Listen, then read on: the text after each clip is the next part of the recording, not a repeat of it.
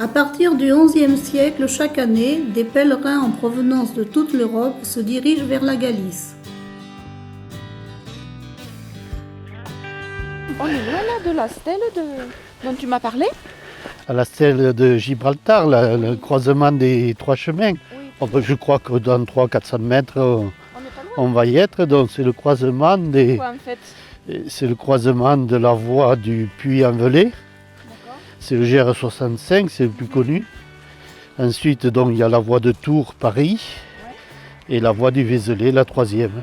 Et donc à la stèle, c'est là où se rencontrent les trois voies. Ah d'accord. En basque, Xibaltaré, ça veut dire Saint-Sauveur. Et Ah. Saint-Sauveur, c'est le nom de la colline qui est là. Donc Ah bon? rien à voir si tu vas vers Gibraltar dans le sud.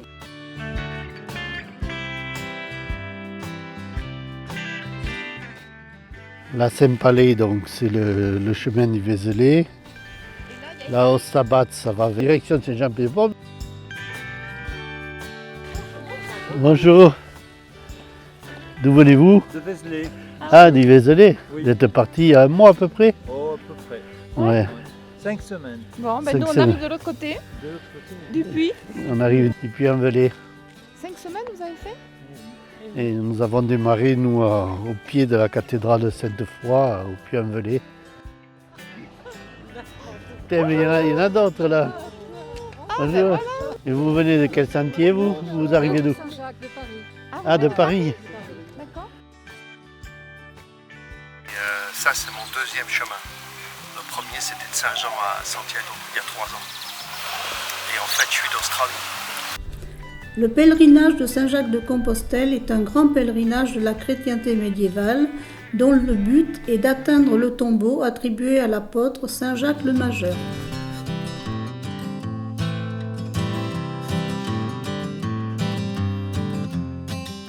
Les rois médiévaux ont favorisé la construction d'hôpitaux, de monastères et d'ermitages.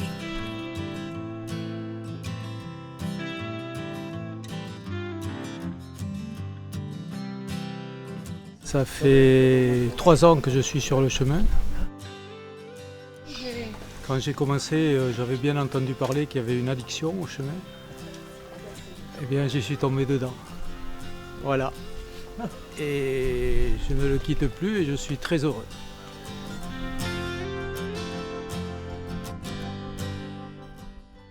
Le chemin redescend vers le hameau d'Arambels où la chapelle Saint-Nicolas accueillait des pèlerins.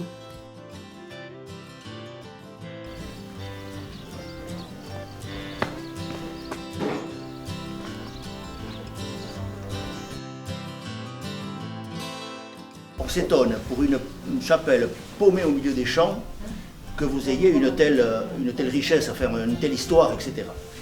Je vous dis que non. Je dis aux pèlerins, et quelquefois ils me prennent pour un fou, que c'est peut-être l'église du chemin de Saint-Jacques la plus connue au monde. Mais quand vous demandez, même à des Japonais, où est la réunion des voies, vous savez, dans le sud-ouest de la France, il y a un endroit où toutes les voies se rejoignent. Ça, tout le monde sait, même au Japon. Et c'est à moins d'1 kilomètre d'ici.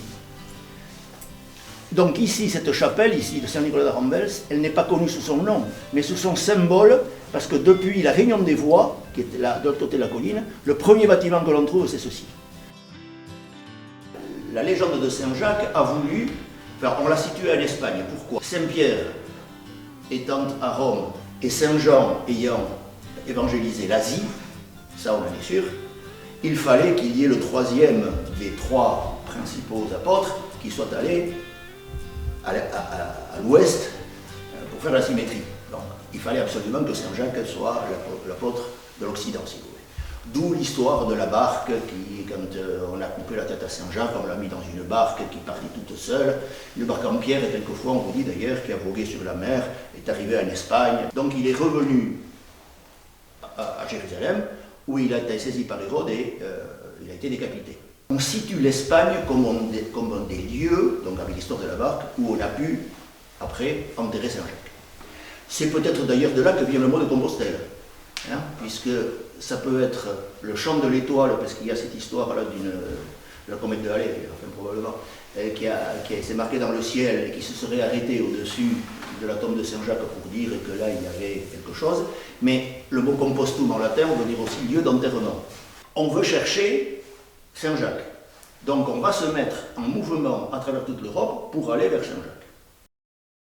L'itinéraire permet d'atteindre Ostabat, dont le nom évoque d'ailleurs l'auberge basque d'Ostatu, avec sa tradition hospitalière.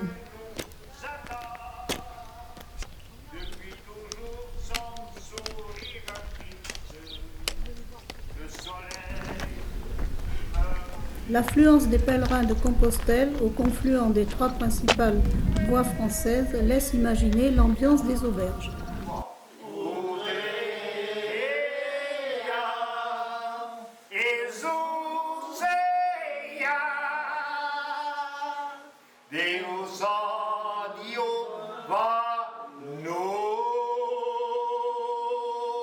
La motivation, elle est arrivée un petit peu par hasard, suite à un concours de circonstances. Alors c'est vrai que je suis une fan d'histoire et de géographie, que j'adore découvrir mon pays et rencontrer des gens. Mais je me disais que ce voyage-là, il était un peu plus mythique, un peu plus d'ordre spirituel, puisque sur le chemin, il y a des endroits où il faut s'arrêter, il y a des endroits qui sont chargés d'énergie. Donc je voulais un petit peu profiter de ces valeurs-là.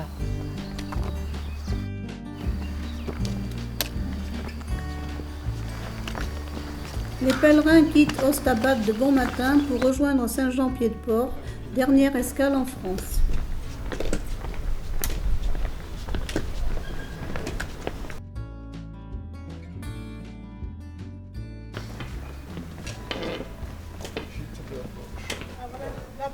À la maison des Amis des Chemins, les pèlerins font apposer le tampon de l'étape sur leur carnet de route.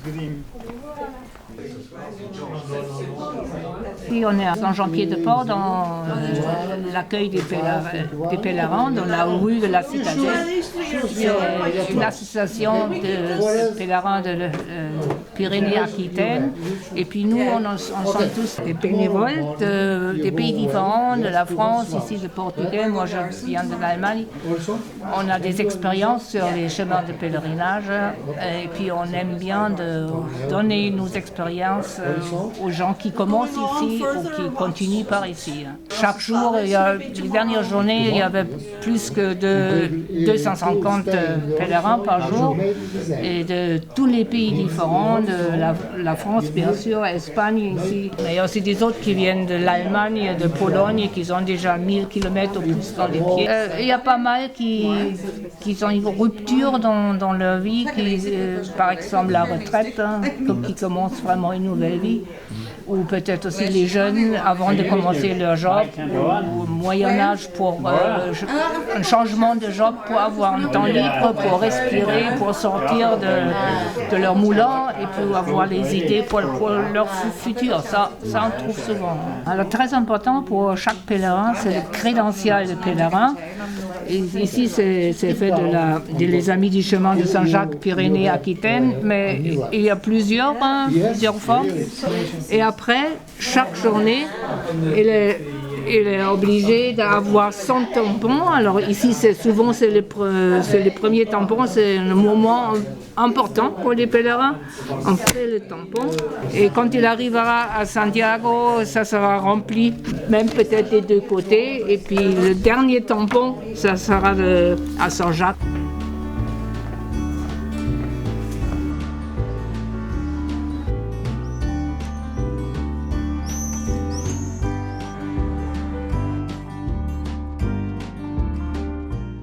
Je suis des États-Unis. I'm from United States. Je suis partie de Saint-Jean-Pied-de-Port et je vais aller à Santiago. J'ai presque 2 mois. Je voudrais marcher lentement, pas très vite.